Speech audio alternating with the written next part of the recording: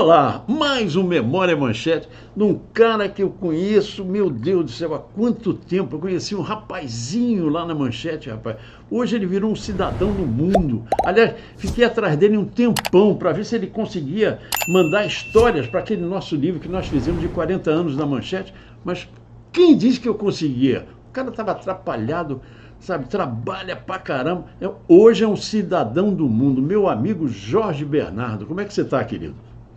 Tá tudo bem, Santoro. Um prazer estar aqui com vocês. Olá a todos aí que estão nos assistindo.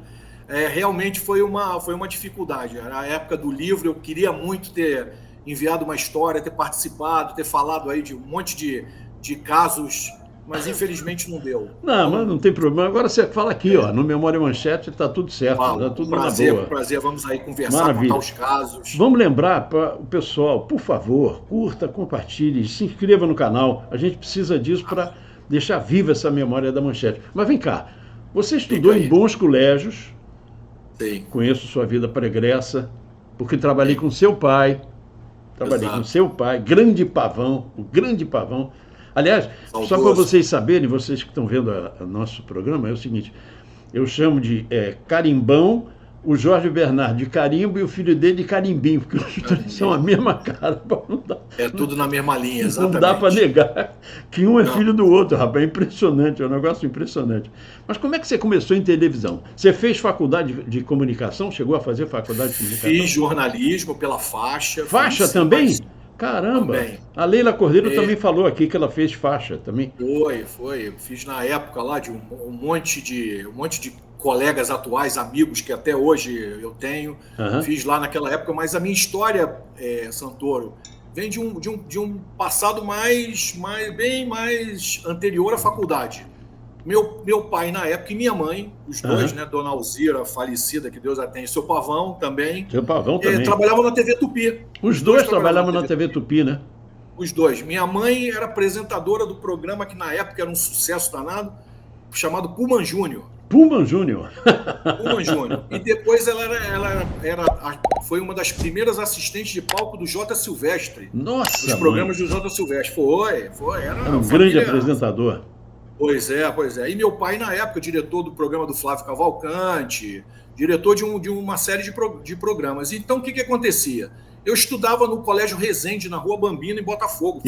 Não existe mais. Não existe mais. Saudoso Colégio Resende. E era muito próximo ali da Tupi. Então, o que acontecia?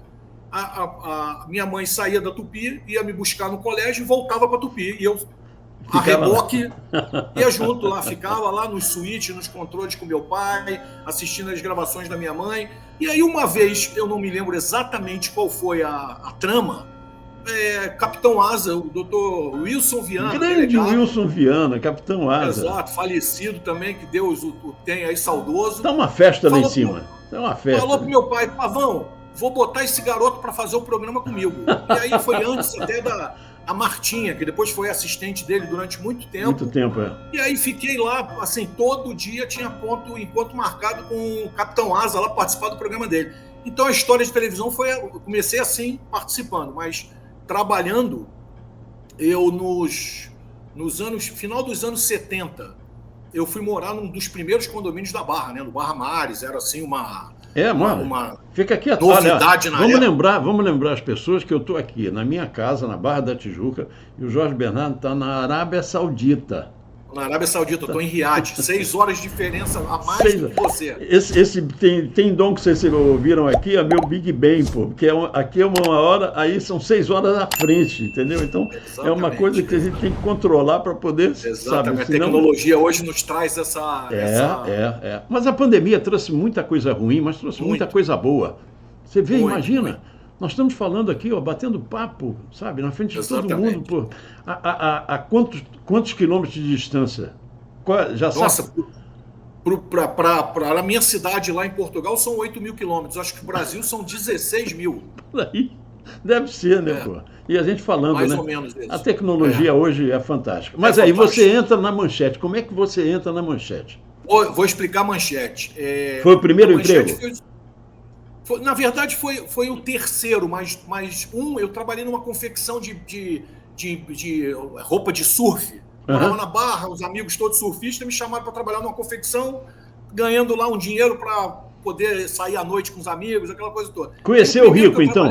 Conheceu o Rico? Conheceu o Rico? Conheci o Rico, conheci todos os surfistas mais famosos na época, Alexandre Guaraná, que depois virou um brilhante jornalista, meu amigo de infância. A TV, o Barra Mares tinha o primeiro projeto feito pela Globotech, uma empresa que a Globo tinha de tecnologia. Eu gravei vários. Eu gravei vários comerciais lá. O diretor era Calbi Sampaio do Monte, que era morador do Barra Mares. Isso. E implementador da primeira TV a cabo do Brasil, que foi no Barra Mares. Aí ele também é muito amigo do meu pai, falou: vou botar teu filho lá para tomar conta do horário noturno da televisão. Não vai ganhar nada, mas vai aprender a televisão. Foi. Trabalhava de graça. De graça. Mas era um divertimento e era assim, tinha mesinha de corte, caracteres, tinha 2 VTs para gravar programação e depois exibir à noite para as pessoas verem. Era uma televisão mesmo. Legal. E aí fiquei 2 anos. E aí, o que aconteceu, Santoro? Eu, com aquela vontade, eu já tinha feito uma tentativa na Globo. Meu pai, na época, falou assim, pô, tem uma vaga aberta para editor na Globo, vamos lá. Fui lá, fiz os testes, fiz a coisa toda, passei em tudo. Na hora dos documentos, a moça do RH falou assim, Jorge, onde está seu certificado de reservista? Eu preciso do papel. Eu tinha pedido adiamento do serviço militar. Não tinha o certificado. Não fui trabalhar na Globo por causa disso. Meu pai só me olhava, balançava a cabeça como se falasse, meu Deus do céu, o que você fez? Que merda. E aí passou essa vaga da Globo. Aí eu fiquei com aquele sentimento, né? Eu falei, poxa, eu gosto tanto do trabalho, sempre gostei. Meu pai participou, meu pai trabalha até hoje, minha mãe já trabalhou. Aí um tio meu, irmão da minha mãe, me mandou, encontrou comigo e falou, olha aqui, ó, que saiu no jornal, um anúncio da Manchete, primeiro curso Manchete de editor de imagem, editor de vídeo. Aí eu falei, pô, vou fazer. Não, fala com o teu pai. Eu falei, não vou falar nada com meu pai. Meu pai, nessa época, já estava na Manchete. Já estava na Manchete. Isso foi de 84 para 85. Aí eu, na surdina, fiz o curso. Professor Aldir Ribeiro. Eu ia perguntar isso, Aldir Ribeiro, né? Então, era chicote na mão, né? Chicote. Eu vou contar essa parte, eu vou contar. E os outros 2, Paulo Israel e Luiz Embroise, que eram da engenharia. Sim. Não preciso falar mais nada, que a formação foi maravilhosa. E uma curiosidade, antes do Aldir descobrir de quem eu era filho, porque também era amigo do meu pai, eu entrei mudo, saí calado, não falei nada. Eu falei, não, eu quero entrar pela porta, eu não quero entrar pela janela. Vou ficar quieto, não vou falar nada. E aí, chicotado o tempo inteiro no curso. Aldir, né? Ponta de faca. Chicote. E aí foram passando as etapas, pô, eram, assim, algumas centenas de candidatos. Foi lá, dando aquela peneirada, ficou a turma final, que, se eu não me engano, eram 12 participantes, e os 2 primeiros do curso ganhariam contrato com a Manchete imediatamente. Aí, um determinado momento, já quase no finalzinho do curso, o Aldir falou assim, Jorge Bernardo, né? Aí eu falei, Jorge Bernardo Filho. Você, Jorge Bernardo Pavão, o que é seu? Eu falei, é meu pai.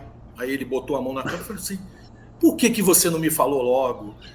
Aí eu falei, mas por que, Aldir? Ele falou assim, porque eu não te dava tanta chicotada.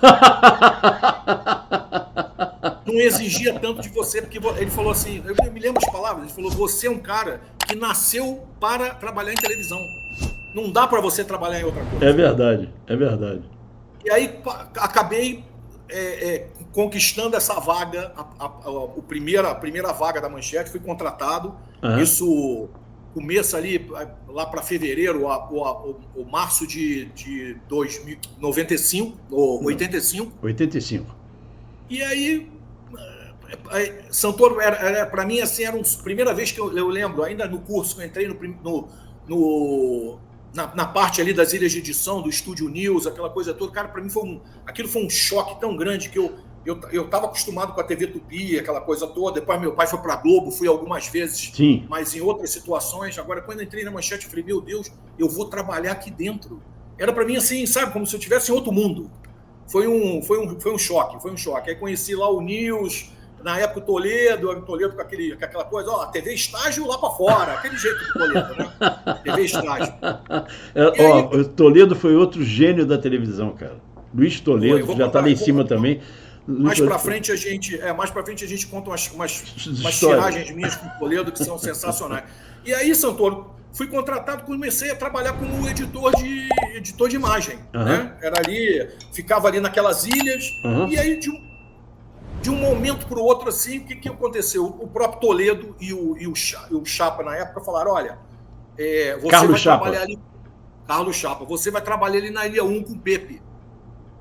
Você vai ficar ali no 29 e 30, que eram os 2 VTs, para rodar as matérias para os jornais. E era a elite, né? Era a ilha que ninguém entrava, era a ilha que tinha um monte de regalias. E aí, pô, eu incorporei aquele papel ali, né? Eu falei, pô, aqui, às vezes vinha gente para revisar a fita. Eu falei, não, aqui não, pode sair, vai lá para outra ilha. Aqui no México é a ilha do jornal exclusivo. E aí eu fui me aproximando muito do Toledo por causa disso. Fizemos lá o programa dos Beatles, Rolling Stones. Eu ia falar isso, o programa dos Beatles, eu me lembro de você fazendo com ele. Programa dos Beatles. Mas assim, Santoro, foram vários programas. E a gente, assim, pegava lá uns retalhos de fita daqui dele, pegava uns retalhos de fita, pedia coisa para a gravadora, e aí ele ia lá com a fitinha debaixo do braço, mostrava pro Jaquito, o Jaquito pagava lá um dinheiro, pronto, para a exibição do programa, e acabou aí, e tá tudo indo maravilhoso. E aí depois fizemos carnaval juntos, assim, algumas vezes carnaval fiz com ele. Aí depois, logo em seguida, apareceu uma vaga para diretor de imagem para cobrir férias. E aí o Toledo falou, quer embarcar nessa? Eu falo lá com a chefia. Aí fui, passei para diretor de imagem. Do News. Do News. News anda do jornalismo, isso. Fiquei ali fixo no News o tempo inteiro. E aí depois eles me passaram. Você entrou na vaga nas férias de quem? De quem? Márcio Leal? Lembra do Alceu, que era meio carequinha? Alceu, claro. Alceu. Fui cobrir as férias dele. Aí, tipo, tive gravação de... Primeira coisa, entrei no estúdio iniciando férias do Alceu. O que era a primeira coisa que eu fiz? Programa da Lê Danai. Gravação do programa da Lê Danai com quem? Com Caetano Veloso. Ela fez o lá. Não, você gravar aqui comigo, estagiário? Não, de jeito nenhum. Eu falei, não, mas eu tô cobrindo férias. Não. Aí chamou Adalberto Ferreira Lima, Pituca. Chamou o Pituca. Pituca falou, ô Leda, você me perdoe, se não for ele gravar, tá cancelado o programa. Cancela. É isso. E aí, pô, ela muito, assim, não foi contrariada, mas ela falou, tá bom, vamos ver, pô, por favor, garoto, né, Caetano Veloso. Aí fizemos o programa. Santoro, foi assim, espetacular o programa do começo ao fim. Era para ter, assim, se eu não me engano, 35 minutos, foi para mais de 1 hora de programa, porque ela ficou super empolgada, e aí gravou lá um programado, depois pediu para revisar com ele sentado lá no News, ela ficou emocionada. Aí o Pituca olhou para a cara dela e falou assim, ô Leda, vou falar uma coisa para você. Sabe quem é essa criatura aqui que você quase desprezou? Filho do Pavão. Aí mesmo, Santoro, ela chorou, me abraçou, garoto, me desculpe, por favor, não sei, foi super emocionante. Dali para frente, me chamou para fazer o programa dela na TV Educativa, ficou super amiga. Bacana, foram tempos assim espetaculares, né? A gente sempre vai relembrando, vai refrescando as coisas na memória e sempre aparece uma coisa que a gente lembra a mais. Mas com Toledo você deve ter tido histórias assim gozadíssimas para contar. Pô, Santoro, de porres no Lamas, né? Alguns. Ele abraçado comigo, eu indo para a esquerda, ele indo para a direita, depois encontrávamos de novo, falaram, mas você tem que ir para onde? Eu falei, pô, eu tenho que ir para casa. Não, mas como é que vamos para casa nesse estado? Assim, coisas assim, e programas mesmo, e falando, aí gravavam, aí era sempre dando aquela enchida de saco, aquela zoada no Bacalhau que gravava os jornais. Gravou o Bacalhau! Bacalhau animal! O Toledo só falava coisa desse tipo assim. Não, e fomos para Brasília fazer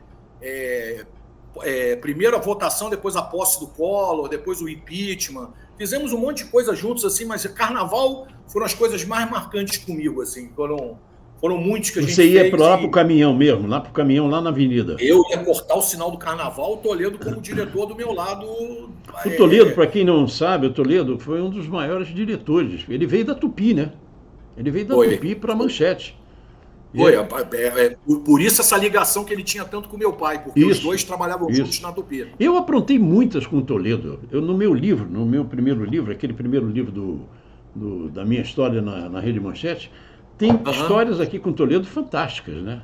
Nós fizemos o Serginho perder o dinheiro todo, ele não tinha perdido. Nós fizemos o Feidinho ganhar na loteria que não ganhou. Da loteria, não lembra da loteria do fax? Eu estava nessa... Não era fax, não, era telex. Telex, exatamente. Papel amarelinho de telex, exatamente. E nós mandamos o Orlando segurar o Feidinho lá e trocamos e botamos o jogo dele como campeão. Cara, eu nunca vi a cara de uma pessoa cair. A cara dele.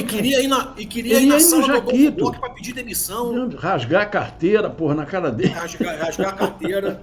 Porque naquela época. Que a gente fez. Nós fizemos bastante. Outra que a gente fez também, que o Toledo fez, foi com. Acho que você lembra de um operador de áudio chamado Sobral, lembra dele? Lembro. Um magrinho, bem magrinho. Sei quem é. Inventou lá os números do.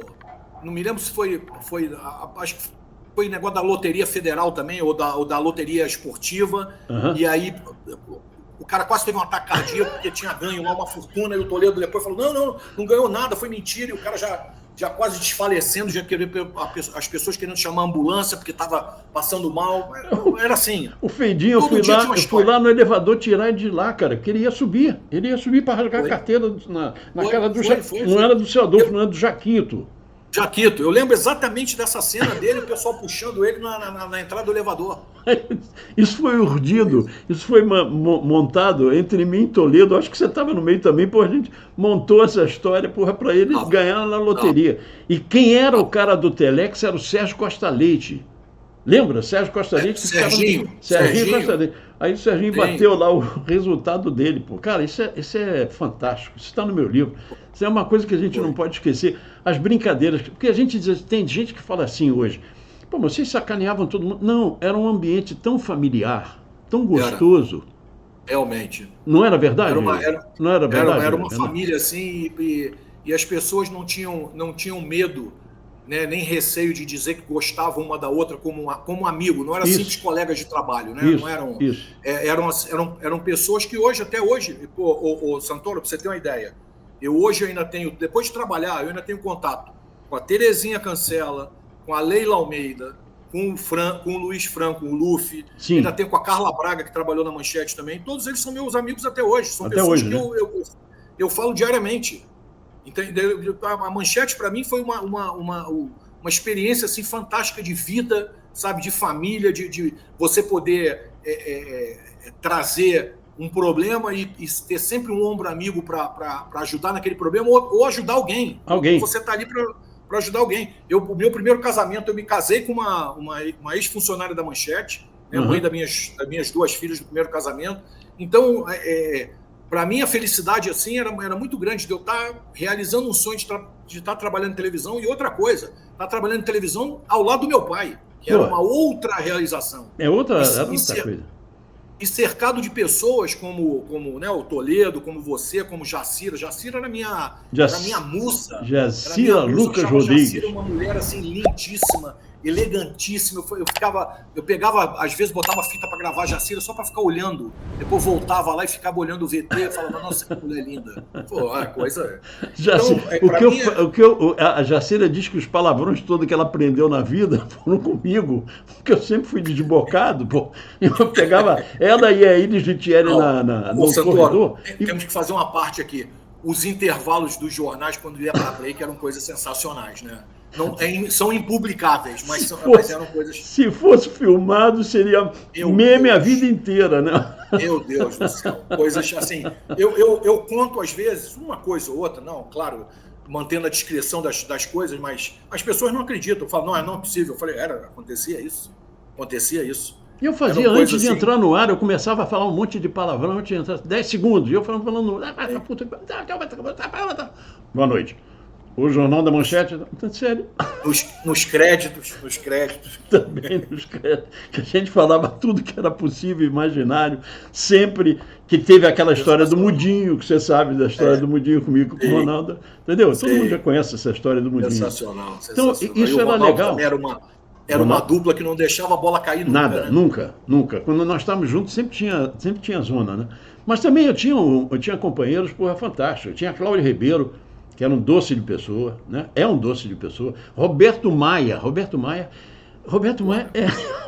é uma das pessoas mais gozadas que eu já vi na minha vida. Roberto Maia, ele era um cara fantástico. Ele fazia o Jornal da Manchete, segunda edição, comigo e com a Cláudia Ribeiro. Depois a Cláudia saiu e entrou a Leila Richter, lembra? O Roberto chegava, às vezes ele chegava no estúdio e falava as coisas assim mais absurdas possíveis. E os operadores, porque o Roberto Maia, antes de ser locutor, ele foi ator. Ele atuou em algumas novelas na Globo. Então, o Roberto falava os maiores absurdos, os caras ficavam, os operadores que estavam dentro do estúdio ficavam com o cara, esse cara é maluco. E esse era o nosso normal, entendeu? Isso era o legal da gente estar junto ali. Não, e emendando o que você está falando, Santoro, o que era legal era o seguinte, que você convivia com esse tipo de pessoa diariamente, né? João Saldanha, Paulo Stein, imagina. Alberto Léo, e vocês lá no jornal. Para mim era assim, eu olhava e falava assim, meu Deus do céu, gente, é tanta, né? E aí você ia para a ilha de edição, via lá o pessoal todo das novelas, né? Aquela época de Pantanal, daquela coisa toda, aquele glamour todo que a gente tinha dentro da Manchete, batendo de frente com a Globo lá em audiência diariamente. Pô, era assim, era espetacular. Fora o pessoal da redação, fora os técnicos. Pô. Paulinho da Luz contou cada história gozadinha. Paulinho da Luz. O programa do Paulinho da Luz eu assisti todo. Você assistiu todo, né? Outra coisa que eu queria falar é o seguinte, nós nos reencontramos na Globosat, porque fui o primeiro apresentador da Globosat. E você foi para lá para fazer o Top Sport, não foi? Eu fui. Vou te contar essa história. Quando teve a saída do Mauro Costa, na época, né? Maurão também, inesquecível. E veio aquele pessoal recém-saído da Globo, Alice Maria, né, o Manduca, filho do Armando Nogueira. Foi uma época assim também que a gente tinha muito conhecimento, porque o pessoal recém-chegado da Globo, e eu fui ter um gerente, um diretor de operações, né, que era o Marcos Novaes, que era um cara criado na Globo, aquela coisa toda. Então, o conceito nosso ali tinha aquela parte familiar, mas a parte operacional, a parte de engenharia, deu uma engrandecida muito grande. Bom, aí chegou no final de 90 para começo de 91, Marcos Novaes misteriosamente chegou, pediu as contas e foi embora. Não falou nada, não explicou nada, só disse que estava com outros projetos e foi embora. Uns 2, 3 meses depois, toca o telefone, Pituca veio me chamar lá e falou assim, ô Pavãozinho, telefone para você lá na supervisão. Fui lá atender, era o Marcos Novaes. Ô, João, tudo bem? Como é que vai? Eu falei, Marcos, tudo bom? Pô, queria te fazer um convite. Eu falei, o que foi? Ele falou, olha, eu saí, não expliquei muito, mas eu tô a pedido do Boni, do Joe Wallach, não sei o que, estamos fundando para novembro, vamos inaugurar a Globosat. E queria te convidar para ser diretor de imagem da Globosat. E eu sei quanto é que você ganha aí na Manchete, porque eu era teu chefe, teu diretor. Então, quero te oferecer um salário, mas quero te falar, quero conversar, vem conversar comigo. Marquei para o dia seguinte, 2 dias depois, fui conversar com ele, saí da Manchete. Fechou. Assim, eu lembro, Santoro, exatamente, meu último dia de Manchete, fui lá falar com a Jaqueline, negócio de rescisão de contrato, por que eu estava saindo, porque eu tinha que ficar lá no News, porque eu não podia me perder, aquela coisa toda. Eu falei, olha, Jaqueline, eu estou com outro projeto, não sei o quê. Tá bom. Aí eu lembro que eu saí, olhava para o prédio assim, né, aquela frente do prédio me dava, sabe, eu chorei ali de... Saudade. Não, criança. Eu falei, poxa, eu passei 6 anos aqui, quase 7 anos intensos, assim, sabe? Um dia após o outro, com muita intensidade. E agora estou saindo para um projeto que eu desconheço. Não sei, estou indo no escuro ali, ver o que vai acontecer. Mas foi uma coisa muito legal, assim, sabe? Eu fui... A Globosat ainda na época, ainda era na Itaperu. Na Itaperu. Na rua. Antes de mudar para Barra. E aí, tive o prazer de reencontrar um monte de gente bacana, alguns que já tinham saído da Manchete também, que eu nem sabia. Foi assim, encontrei a Arlécia, por exemplo. Arlécia Duarte. A Alessia Duarte trabalhava comigo, ela falou assim, Bernardo, você também foi? Eu falei, fui, tô aqui. E aí iniciamos esse projeto desafiador que hoje está lá, né, completando várias décadas aí de existência e a gente foi lá, fomos os pioneiros. Né? Exatamente, exatamente. É porque eu fui para fazer... Ficaram os pilares. Eu fui para fazer o jornal do GNT, com a Leda Nagli e com a Kátia Maranhão. Elas saíram, tá? E depois aí eu continuei. E aí você foi para fazer o Top Sport, que depois virou Sport TV. Né? Virou Sport TV. Na verdade, eles me chamaram para ser diretor de imagem, só que o estúdio ainda não estava pronto. Aquele estúdio A lá, ele não estava pronto. Aí a gente ficava naquela janelinha com TP de garrafa. Isso a gente conta, ninguém fala. TP de garrafa? Aqui, ó, vou dizer para você, quem inventou o TP de garrafa fui eu, tá? Na campanha do Aureliano Chaves, eu acho que eu já te contei essa história. Era uma garrafa de refrigerante e era na frente da câmera. Exatamente. Era TP de garrafa. Para as pessoas saberem, TP é o teleprompter que passa na frente da câmera com tudo escrito ali, o apresentador fala tudo aquilo. É o TP de garrafa. O TP de garrafa é fantástico, cara. E aí, como não tinha, como o espaço da direção de imagem era muito pequena, eu ficava, primeiro antes de inaugurar, eu fiquei de março até ali final de outubro. Final de outubro, fazendo edição de madrugada na TV Globo, para preparar o GNT, o Top Sport, aquela coisa toda da programação, né? Tinha que ali ingestar um monte de coisa, editar um monte de coisa. E aí, quando eu fui para lá, o Marcos Novaes e o Henrique Olivier, que era o gerente de operações, me falaram, pô, enquanto você estiver ali na direção de imagem um pouquinho, mas dá uma força lá pro Top Sport por causa da demanda de programa, porque tinha muito programa enlatado, né? Tinha muita fita. Chegava de Prime, um monte de coisa, e eu ficava com eles. Aí depois, quando o estúdio foi inaugurado, eu saí da área do Top Sport, né, que era comandada na época pelo falecido Gilberto Conde e o Manduca, e fui para a área geral do estúdio, ficar dedicado a fazer todos os programas, o que aparecesse no estúdio. Me lembro disso. Mas depois na Globosat, imagina, pô, teve um monte de gente Glenda Kozlovski começou lá, imagina. Foi. A Capucci, como é? Renata Capucci. Maurício Torres já está lá em cima, até com a mulher dele lá em cima. Sabe? Carlos Gil, repórter. Carlos Gil, pô, sabe, um monte de gente ali, pô, sabe? Sensacional, muito, muito legal também. Mas depois da Globosat, você recebeu um convite para sair da Globosat. Não.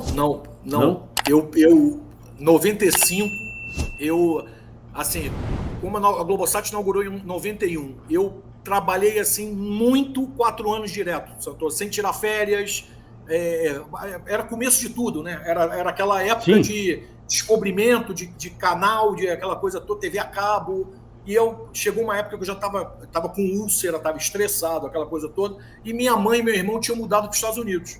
Sim. Aí minha mãe falou, por que você não vem para cá? A gente tem minha mãe montou uma empresa de turismo lá, Receptivo. Aí ela falou, vem comigo trabalhar. Aí eu estava casado ainda com a Mônica. Aí eu falei, pô, vamos ver. Chegou no começo de 90, na Copa do Mundo de 94, que foi nos Estados Unidos, eu falei, pô, tô na minha chamada final.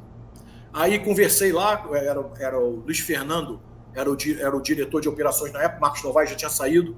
Aí eu falei com ele, falei, cara, pô, ele falou, vamos ver o que faz. Aí consegui lá fazer um acordo para ir embora. E aí morei 10 anos nos Estados Unidos. 10 anos? 10 anos. Fiz uma pausa no Brasil, trabalhei lá na Disney, trabalhei fazendo um monte de coisa, trabalhei fazendo corrida de Fórmula Indy, musical para Disney, trabalhei num monte de coisa e trabalhei na falecida, você vai lembrar, na falecida PSN, que era uma TV que ficou pouquinho no ar, mas foi assim muito marcante, porque tinha muito evento, muita coisa. Isso. E aí, um dia, lá entre 2003 e 2004, acordei uma manhã e falei, vou voltar para o Brasil. Mas como vai voltar para o Brasil? Acordei, reuni minha mãe, reuni todo mundo, meu pai já tinha falecido, estava lá comigo sempre. Aí reuni a família toda, porque eu tinha 2 filhas pequenas, já estava recém-divorciado, aquela coisa toda da Mônica. Aí reuni a família e falei, olha, o coração está mandando eu seguir minha vida. E aí voltei para o Brasil sem ter... Com a cara e com a coragem? Com a cara e com a coragem, sem ter nada acertado, nada, 0 acertado. E aí fui bater lá procurando os amigos, né? Primeiro foi o Projac, aí o pessoal do Projac achou que eu era muito qualificado pelos anos que eu passei fora. Aí acabei indo falar com o Gilberto Conde na época de novo e com o Emanuel Castro, que era diretor do Sport TV já, diretor-geral do Sport TV. Que a Globo tinha acabado de... Ela entrelaçou não é que pegou. Ela chegou para a Globosat e falou: deixa o esporte, juntar com o esporte daqui. Desculpe. Acho que vai ser uma coisa para a gente. Era aquela época que estava começando sinergia, já planejando o que é hoje, né? O esporte um só, Grupo Globo um só, aquela coisa toda. E aí o Emanuel, na época, me falou: olha, eu, para a direção de imagem, eu não tenho vaga, mas eu vou ter uma vaga. Isso era janeiro. Ele falou: vou ter uma vaga em abril para produtor executivo internacional. Eu preciso de uma pessoa para cuidar toda a parte que FIFA, UEFA, UFC, NBA, todas os contratos. Você já falava inglês? Eu já estava lá há um tempo, já falava espanhol, inglês, aquela coisa toda. Eu falei: olha, para me adaptar nessa nova função, ser produtor executivo. E aí esperei, trabalhei uma época com uns amigos, né, enquanto esperava, que era de uma banda dos anos 2000 e alguma coisa que ficou mega ultra famosa, que era o LS Jack. Depois o Marcos, que era o locutor, teve lá um problema. Eu fui fazer umas gravações para ele, umas fotografias, atualizar site, aquela coisa enquanto esperava. Um belo dia, o Emanuel me ligou e falou: ó, maluco, saiu a tua vaga. Comecei lá, 2004, fiquei até 2018. Saí em 2018 também por vontade própria. Mas ainda continuou como produtor executivo? Não. Aí eu comecei como... Na verdade, quando eu fui contratado, eles me contrataram como coordenador de produção. Logo em seguida, eu passei para produtor executivo. E aí, produtor executivo, como eu viajava muito para os eventos, o UFC toda hora ia para Las Vegas por causa do contrato com Combate, né? A todos os eventos grandes, Eurocopa, Copa do Mundo, Olimpíada de Inverno, Olimpíada de Verão, eu ia porque eu era o contato principal do Grupo Globo com essas pessoas. Então, eu, assim, não era obrigatoriamente eu ter que ir, mas fazia parte eu estar na coisa. Então, eu viajava muito, assim, mas muito. E aí, tinha determinados eventos que não tinha, por ajustamento de equipe, economia, aquela coisa, eles não mandavam diretor de imagem. Então, eu fazia duas funções. As duas coisas. Fazia tanto a produção executiva quanto a direção de imagem. Então, aí passou mais um tempo, eu passei para... Mesmo eu não estando no cargo, no crachá, mas eu fazia a função de supervisor executivo, que era o cara que cuidava de toda a parte ali desde o começo da montagem até o final dos eventos. Tipo, jogos do Campeonato Brasileiro, jogos da Supercopa de Vôlei. Pegou Olimpíadas? Hã? Pegou Olimpíadas? Peguei, São Paulo, hoje na minha carreira, desde a Manchete até o final da Globo, são 9 Copas do Mundo, 8 Olimpíadas de verão e 6 Olimpíadas de inverno. Que legal, que legal. Mais 6 Eurocopas. Mas aí, de repente, você vai para Portugal. Vou para Portugal. Exatamente o que aconteceu. Voltei da Copa da Rússia. Né? O Brasil, o Rio de Janeiro, principalmente, naquela pressão de violência, mudança política, aquela coisa toda, aquele cenário todo, né? E eu e a minha mulher, Renata, olhávamos para o nosso filho, que na época tinha 6 para 7 anos. Carimbinho. Olhava e falava assim, Carimbinho. Olhava e falava assim: pô, a gente mora numa casa, né? Eu não consigo brincar com meu filho do lado de fora da casa por causa de medo, de violência, aquela coisa toda. Aí eu falei: pô, algum rumo na minha vida eu tenho que dar. Eu não posso ficar mais dessa maneira. Como a família toda da minha mulher, parte de pai e mãe, eram de Viseu, em Portugal, a gente constantemente ia lá, eu estava em contato com as pessoas, né? E a última vez que a gente foi, em 2015, eu falei para ela, olha, é aqui que eu quero morar. Não quero mais ir para outro lugar. E a gente começou a planejar uma possível mudança. E aí eu volto da Copa de 2018, tiro férias, e aí chego para minha mulher e falo: olha, chegou a hora. Minha mulher é psicóloga, atendia lá, tinha o consultório dela, mas, assim... Vocês moravam onde aqui no Rio? Morava ali, era um cruzamento. Eu morava muito perto ali do meu sogro, da minha sogra, que morava em Água Santa, perto do pedágio da linha amarela. Sim. E eu morava ali mais pro lado do Meyer. Uma casinha bacana ali, estava próximo, eu trabalhava no Ion, na Globo estava ali, se não tivesse trânsito, 15 minutos, sim, né, 20 minutos. Então tava bem. Minha mulher que trabalhava em Botafogo também, tinha o consultório em Botafogo, era um caminho mais fácil pela linha amarela, depois linha vermelha. A gente ali estava bem. E aí, Santoro, eu resolvi chegar para minha chefia na época e falar, olha, eu novamente, aconteceu pela segunda vez no Grupo Globo, eu chegar e falar, olha, vou embora. Acabou minha época. E aí consegui lá fazer um acordo bacana, né? E aí consegui. E aí eu fiquei exatamente uma semana sem trabalho. Aí me liga eu acho que você não vai lembrar dele, era um colega nosso da Globosat antigo, cuidava da parte, toda a parte de logística, trabalhava diretamente com RH, vendo lance de grana, que chamava Eduardo Borges.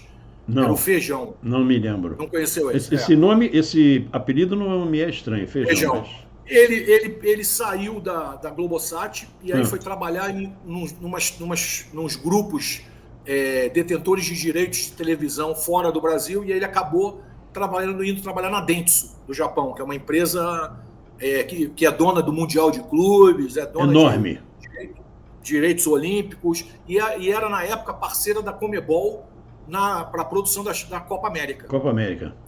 E aí, quando eu saí da Globo, eu mandei lá aquele e-mail, me despedindo de todo mundo, os contatos internacionais todos, aquela coisa toda, e por um acaso o e-mail dele estava no meio da minha lista. E aí eu mandei o e-mail, ele recebeu e me mandou uma mensagem, pô, como você está saindo da Globo, que isso, não sei o quê, tem um tempão que a gente não se fala, como é que você está de data? Eu falei, olha, fevereiro ou março, isso era outubro de 2018, fevereiro ou março eu estou de mudança para Portugal, já esquematizei tudo. Aí ele falou, pô, eu estou indo para o Brasil essa semana, posso conversar com você sobre um projeto? Eu falei, tá bom. Aí, resumindo, fui trabalhar com ele na Dentsu, mesmo indo para Portugal, no projeto da Copa América de 2019, e depois na Copa América, que seria 2021, 2020 foi para 2021. Isso. Seria Argentina e Colômbia, e aí com pandemia, aquela coisa toda, acabou sendo novamente no Brasil. No Brasil, eu lembro dessa história. Fui ser diretor de operações diretor de broadcast, né? Da transmissão toda pela Dentsu na Comebol. Eu era o responsável por toda a parte operacional, né? Toda a parte de transmissão, tudo era responsabilidade minha. Trabalhei com a Carla Braga, né? Numa época, e com um cara que eu acho que você vai lembrar também, está até aqui trabalhando comigo na Arábia Saudita, Leandro Campos, que era da engenharia. Claro. Pois é. Leandro também trabalhava comigo na Dentsu, e aí a gente formou um time pequeno, mas super assim, coeso, super bacana. E aí veio pandemia, aquela coisa toda. 2022 acabou a Copa América, eles não renovaram o meu contrato. Na verdade, não renovaram o contrato de ninguém, porque a Comebol não sabia o que aconteceria depois. Sim. E aí ela falou para a Dentsu, olha, eu vou romper o contrato com vocês momentaneamente, mas a gente vai ver se continua ou não. A Dentsu falou, olha, eu não posso continuar pagando o salário de vocês, vamos interromper o contrato. Interromperam o contrato, aí eu fiquei lá em Portugal, fazendo lá uns freelance, aquela coisa toda, fiz Olimpíada de Inverno em 2022, fiz lá um monte de trabalho, fiz até alguns trabalhos para a Globo, lá pela Europa, e ano passado, no meio do ano passado, eu recebi um telefonema. Aqui é fulano de tal, trabalho na empresa tal, na Arábia Saudita, chegou teu currículo aqui na minha mão e eu queria saber se você está interessado no projeto. Eu falei, mas o projeto... São transmissão dos jogos do Campeonato Saudita, agora onde está Cristiano Ronaldo, Neymar e por aí vai, e outros eventos que a empresa também é dona. A gente é uma produtora de televisão poderosíssima, aí fui estudar, né? Olhar os caras, eu falei, claro. Meu Deus do céu, era assim, potente. E aí o camarada me liga, no domingo, quarta-feira chegou meu visto e minha passagem, sexta-feira eu peguei o avião para embarcar num desafio que eu não sabia o que ia me esperar.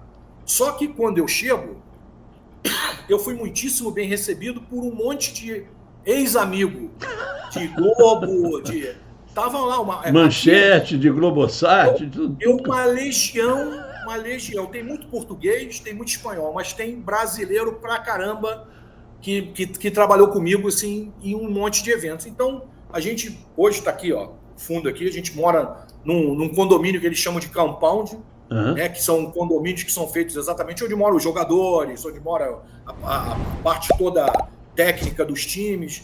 Então, são complexos assim, super bacana, bem situados e com todas as facilidades possíveis. E aí fizeram um contrato. Ele falou, olha, o teu contrato vai... Isso era setembro, o teu contrato vai até 31 de maio e depois renova se for bom para você e bom para a gente, ou não renova. Eu falei, tá bom, mas a princípio até maio fica o teu contrato. E aí agora, vamos entrar agora em maio, no último mês, aí eu vou para Portugal de novo. Acabei de voltar 2 vezes. Desde que eu estou aqui em setembro, eu fui para visitar a família, o Carimbinho e a dona Renata lá em Portugal. E aí, eles dão essa facilidade, quando tem data FIFA, sim, aquela coisa toda, eles abrem esses buracos para a gente tirar umas férias para poder dar uma refrescada na cabeça também, porque é completamente... Como é que é viver na Arábia Saudita? Santoro, olha, eu tinha uma ideia muito errada daqui, sabe? Não era uma ideia errada. Não é que eu subestimasse a inteligência dos caras ou qualquer coisa, mas, sabe, você tinha sempre uma relação com aquele negócio, atentado terrorista, coisa ligada a machismo, aquela coisa. Eu não vou dizer que não tem, claro, mas a coisa é muito diferente do que a gente sabe quando chegam as notícias lá, sabe? O povo aqui é super cordial, é super gentil, sabe? Tem seus problemas? Tem seus problemas. Claro, em qualquer lugar caótico. Tem aquela tradição deles de a mulher usar burca, aquela coisa toda, mas dentro da religião deles, dentro do respeito deles. Acabamos de passar agora pelo Ramadã, que foi um mês intenso de 6 horas da manhã, 6 horas da tarde, ninguém bebe, ninguém fuma, ninguém come, não pode usar bermuda na rua. Não é vocês não, eles, né? Eles. Mas a gente, por exemplo, eu ia para jogo, né? E aí tinha montagem do jogo no dia anterior, que a montagem começava meio-dia. Aí eu ia comer alguma coisa dentro do horário dos caras, ou ia beber alguma coisa, respeitando os caras. Aí acabou que a gente fazia o Ramadã junto, mais ou menos. Mais ou menos. Não dá para aguentar 12 horas sem comer, né? Pelo amor de Deus, né? Mas aquela coisa, eles respeitam o nosso lado, a gente respeita o lado deles. Claro. Né? Tem ali a empresa...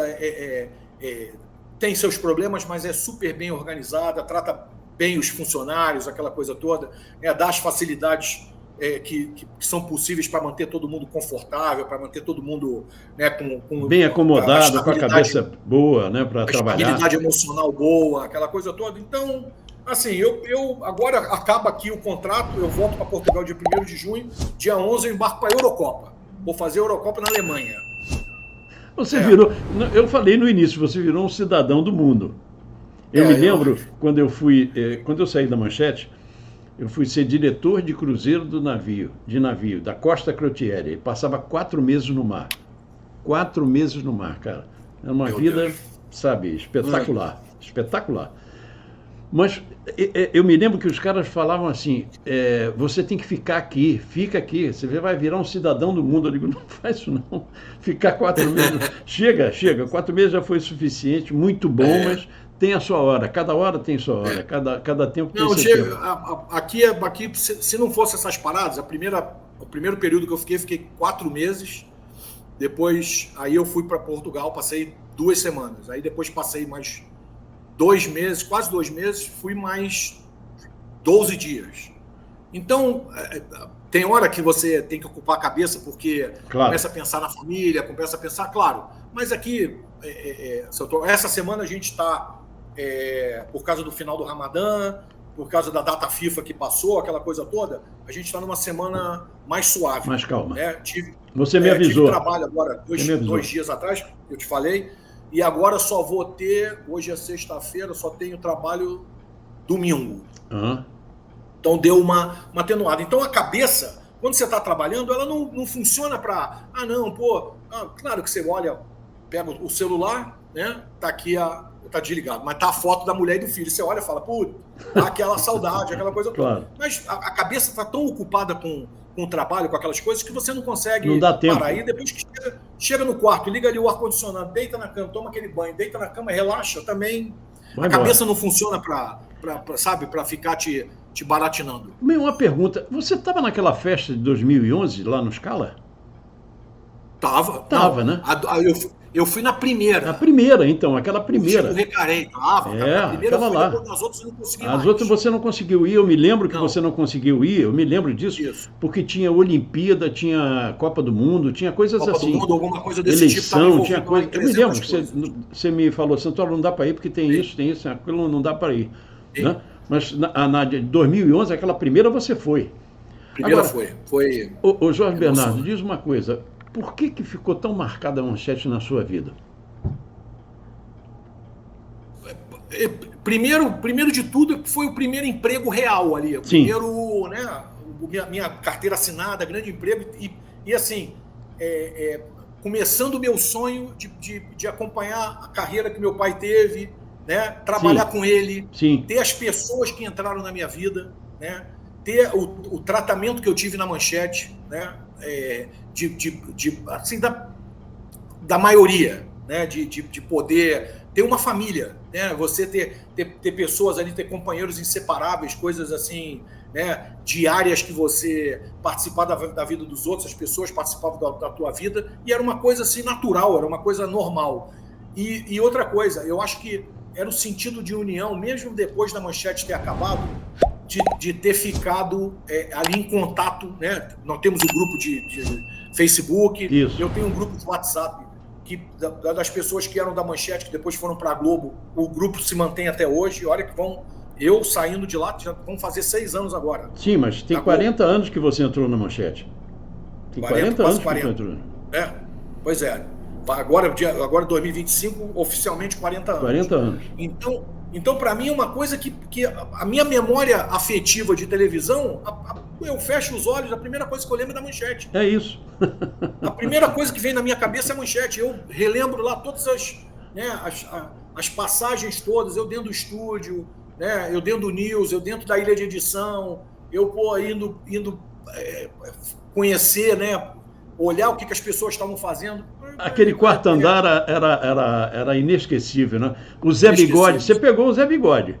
Pegou o Zé Bigode com lanche lá, lembra? Bigode com Big Block. Eu falei isso com o Leandro, não tem 2 dias. Eu falei, a única coisa que eu não sinto falta na minha vida pregressa de TV Manchete era do Big Block. Conta, por favor, para as pessoas saberem o que era. Antônio, a gente tinha lá os eventos que eram à noite. Eu, por exemplo, às vezes ficava no Jornal da Manchete, segunda edição. Era o meu. Às vezes terminava mais de meia-noite. Quando tinha plantão de alguma coisa, era meia-noite, 1h da manhã e por aí vai. E aí a Manchete, né, com aquele pensamento familiar também, ela falava, pô, a gente tem que ter aí, e os outros, fora o término dos jornais, os outros eventos que a gente ficava lá.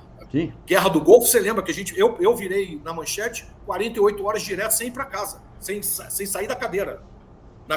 Aquele início da Guerra do Golfo. Então, a Manchete com aquela coisa falou, não, pô, a gente vai botar ali um café com leite ou um chocolate quente, que eu gostava mais de chocolate quente, aquelas garrafas pretas grandes. Isso. E uns sanduíches, que era um pão, que eu sei lá de onde vinha, uma fatia de queijo e uma de presunto. Só que a gente chamava de Big Block o seguinte, porque era um sanduíche, mas era uma coisa assim, quase intragável. E tinha que ter senha que o Bigode distribuía. O Bigode distribuía a senha antes, né? Eu dizia, vocês chamavam de Big Block, eu dizia que era um sanduíche com EPA. Você abria e dizia, EPA? Big Block e EPA, exatamente. Mas assim, como tinha o Bigode, ele era uma entidade dentro da Manchete, né?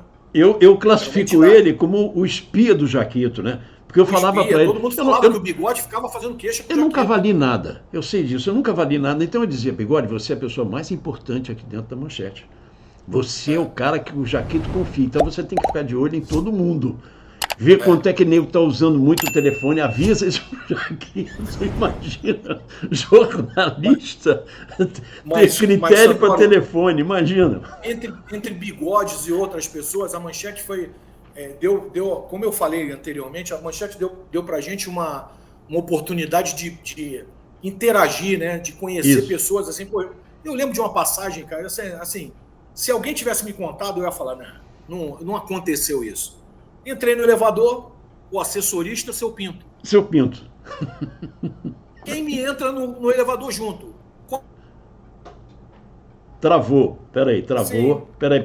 Travou. Mas não vamos... A gente continua te esperando destravar. Deu uma travada aí. Conta de novo. Tá entrou no elevador, falou no Pinto, travou. Travou. Vai lá. Travou de novo. Quem entra em seguida? Quem que entra em seguida? Costinha. Comediante famoso da época, trabalhava. Primeira coisa, ele olhou pro Pinto, fez aquela cara dele e fez... Pinto sobe ou Pinto desce? Aí foi aquela gargalhada, aí o Pinto falou assim, eu já estou embaixo, não posso descer mais, agora só o Pinto sobe. E foi aquela gargalhada, você imagina, eram cenas... Sensacional. Eram cenas que aconteciam na Manchete assim, regularmente, e com uma... Sabe, era comum você conviver com esse tipo de gente, todo mundo não tinha aquele negócio, não, como uma época teve aí nas outras televisões, não, o artista é celebridade e ninguém fala. Não, Manchete, todo mundo se misturava, todo mundo se falava, todo mundo, não existe isso. Todo mundo interagia. Quando morre, todo mundo vira pó. Todo mundo vira pó. Eu não entendo até hoje, Jorge Bernardo, você que é um cidadão do mundo hoje e vê esse troço a 3x2, racismo. Meu Deus do céu, como é que pode ter racismo, discriminação, sabe, para as pessoas? Isso não existe, todo mundo cortando, está tudo igual aqui embaixo. E quando morrer vai ter tudo virar pó. Impressionante você poder chegar a um ponto de discriminar, de você... É triste, isso é muito triste, é muito ruim. Atacar uma pessoa por causa da orientação sexual, da orientação religiosa. Não existe isso. Política, sabe, nada. Cada um faz o que quer, pô. Se Deus nos deu livre-arbítrio, caramba, por que ainda tem que ficar nessa história? Agora, muito feio. E na Manchete absolutamente acontecia. Era isso. Na Manchete não acontecia isso, porque era todo mundo igual. Seu Adolfo, a gente cruzava com ele toda hora. Toda hora a gente cruzava com o seu Adolfo. Ele sabia que você era filho do Pavão? Sabia, né? E o Jaquito também. E o seu Adolfo, assim, foram poucos momentos. Jaquito mais. Mas... É porque o Jaquito toda hora estava lá no News querendo ficar brincando com a DO. E o Jaquito tinha uma confiança, eu diria assim, em mim muito grande por causa do Toledo. Porque eu estava sempre com o Toledo. Carnaval era Toledo. Musical, Toledo. Política, ia para Brasília, Toledo. Então eu ficava muito ali, eu aprendi muito com o Toledo, muito. Toledinho era um espetáculo de pessoa. A minha base toda de televisão, de entendimento, e o Toledo era um cara que era, além dele ser um cara espetacular como pessoa, ele era um incentivador. Isso. Ele era um cara que não tinha ali aquela coisa de eu sou diretor aqui do News, então eu vou guardar isso tudo para mim. Não. Ele passava tudo para todo mundo. Ele fazia questão de fazer, olha, meu filho, vem cá, era rigorosíssimo. Eu lembro uma vez, passagem, eu sentado na mesa do News, ele do meu lado, entra Otávio Mesquita para fazer um programa lá qualquer. Não, que estamos aqui, porque era gravado, né? Não tinha link ao vivo naquela época do programa dele. Vamos aqui vendo como é que é o jornal, porque não sei o quê. O Toledo olhou e falou assim, meu amigo, que porra é essa? Assim, daquele jeito dele. Aquele olhar dele, né? Aí ele, não, como é que é seu nome? Ele falou assim, meu nome é Você Vai Sair Daqui Agora. É o nome que ele falou, pode me chamar assim. E botou o cara pra fora. Não gravou nada. Não gravou nada, sensacional. Eu entrevistei o Otávio Mesquita, ele não me contou essa, podia ter contado essa, que ele foi expulso ali do News. Pergunta se ele não lembra disso, do diretor mal educado lá do Vesguinho, lá, se não mandou ele pra fora. Exatamente. Eu olhava e falava assim, Toledo, ele falou, o que é? Virou bagunça isso aqui? Não, absolutamente. Nós estamos trabalhando aqui, assim. Pô, estamos trabalhando. Não, ele... Mas olha, gênio, tem isso, gênio. Às vezes ele é rigoroso, mas você tem que respeitar o gênio. Gênio é insubstituível, cara. insubstituível. Exatamente. Quem é que vai dizer que não tinha gênio na Manchete? Nelson Inef, Aldir Ribeiro, Luiz Toledo, meu Deus do céu, Fernando Barbosa Lima. Sabe, era um time. Era o que eu estava falando, anteriormente. Para mim, então, que era, né, aquela coisa de menino novo, né, com família toda de televisão, tendo a oportunidade de estar ali com aquela quantidade de informação. E a Manchete, para mim, o Santoro, foi muito generosa, sabe? Muito generosa. Na Manchete, quando eu fui fazer direção de imagem, a Manchete se propôs, na época, supervisão, na direção, aquela coisa toda. Eu fiz curso de iluminação, fiz curso de câmera, fiz curso de áudio, fiz curso de vídeo. Toda a minha base, toda a estrutura que eu precisava para ser um diretor de imagem, para ser um diretor de programa, eu tive porque a Manchete me ofereceu. Engraçado isso. Eu também, quando entrei em televisão, eu era professor de química, você sabe disso, sabe da história. Eu entrei na televisão e disse, um dia eu estou botando um pé dentro, um dia eu estou botando um pé fora. Eu tenho que aprender tudo. Eu aprendi tudo em televisão, mas a Manchete me ensinou muito, e eu não posso dizer também não. O SBT também me ensinou muito, quando eu fui ser editor-chefe lá do SBT Repórter. O que eu falei para você, a minha base foi espetacular. Lógico, depois eu em dois períodos, né? Primeiro da Globosat, e depois já prestando serviço na Globo, aquela coisa toda, e depois já dentro do grupo com a Globosat. E depois que eu voltei dos Estados Unidos, foram 25 anos dentro daquela empresa, né, o Santoro, dentro da Globo. Eu não posso chegar... Não, claro que não, isso não existe, pelo amor de Deus. E desmerecer toda a minha formação. Não. Viajei o mundo inteiro. Assim, tem poucos lugares no mundo que eu não conheço, como você falou, cidadão do mundo, a causadora foi a TV Globo. Exatamente. Porque me deu essa oportunidade, sabe, desse meu crescimento, desse meu conhecimento, de poder como brasileiro, metade português, tá trabalhando em qualquer lugar do mundo com base, com fundamento, não com, vamos no oba-oba. Não. Mas quem te deu a base foi a Manchete. Quem te deu a base foi a Manchete. Isso é a gratidão que você fala. A edificação foi a Globo. É isso aí. Jorge, olha, vou dizer uma coisa para você. Eu sempre desejo felicidade, mas, muitas felicidades para você, que sempre foi um cara muito legal, além de um excelente profissional, um excelente colega, um excelente amigo, sempre esteve presente nas coisas, sabe? Sempre dando força, mesmo lá no grupo do Facebook, quando você entrava, dava uma força, sabe? Isso é muito legal da gente poder rememorar, sabe? E saber que tem pessoas ainda que fizeram a Manchete, que a Manchete não vai voltar. Isso a gente sabe que não volta. Infelizmente. Porque aquela Manchete que... Não, tem Toledo? Não. Tem Mauro Costa? Não. Não. Então é difícil. Tem Pavão, seu pai, cara, que foi precursor nessa história toda. Sabe? Então, e teu filho? Está com quantos anos? O Pavão, o Carimbinho? Nicolas está com 13 anos, hoje em dia está com 1,70 m. Eu tenho 1,80 m, ele está quase perto de mim. Vai passar você. Não, o médico, quando ele nasceu, eu e minha mulher fizemos um exame aquelas coisas de pai, né, de primeira viagem, ela no caso. Fizemos lá um exame de ossatura e aquela coisa toda. O médico falou assim: meu querido, você é 1,80 m, né? Vai preparando para olhar o teu filho assim. Exatamente. O Santoro, o menino já está calçando 44. Está com 1,70 m e alguma coisa. Está vestindo roupa. Ele é magro, muito magro. Está vestindo roupa tamanho G de adulto. Eu tinha 1,87 m, tinha, né? Porque você vai ficando velho e vai achatando, né? Sim. Vai diminuindo. Mas, eu com 15 anos, eu já tinha 1,82 m, com 15 anos. Pois é. Aí comecei a jogar vôlei, logo depois comecei a trabalhar e acabou. Aí eu não tinha. E ele está assim...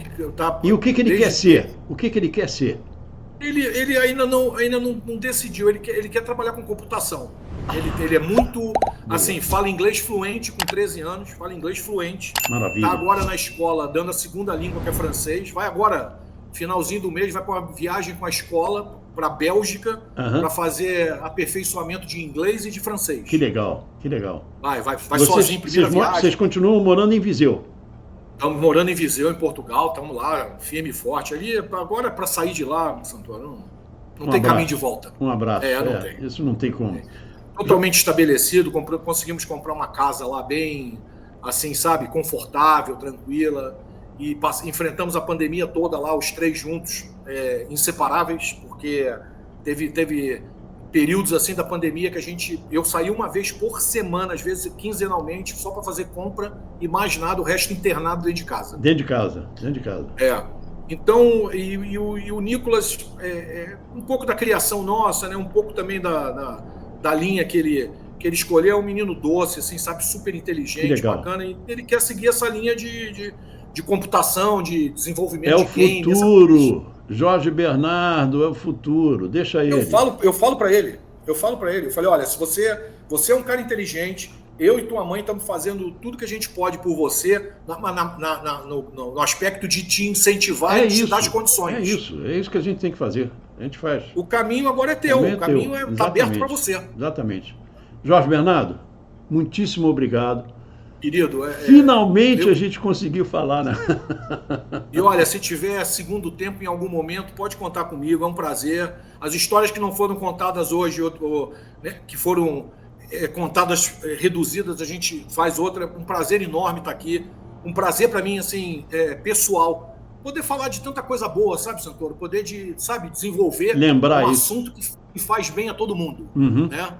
Então, para mim, é um prazer, um privilégio, uma honra, sabe? De verdade, assim. E eu é que agradeço. Eu é que agradeço e espero que todo mundo que tenha assistido, que tenha, né, passado um tempinho aí, tenha gostado, tenha dado o seu like aí, tenha contribuído para o crescimento da Memória Manchete, dessa coisa que a gente tem que manter por muito, muito tempo. Eu vou manter. Eu não desisto, não. Eu vou manter de qualquer maneira. Não. Aliás, você é o terceiro da Europa que eu entrevisto, né? Primeiro foi o Starek, depois foi o Jefferson Bruno, lembra do Jefferson, né? Jefferson estava na Inglaterra, ele estava passeando na Inglaterra, eu peguei ele lá. E você, sim, agora na Arábia Saudita, mas que mora em Portugal, né?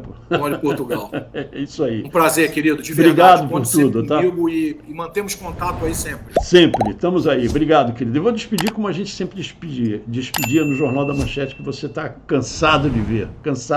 Isso. Fique com a gente. Fique com a gente sempre. Um abraço, valeu. Lembrança a todos. Tchau, tchau. Valeu, tchau.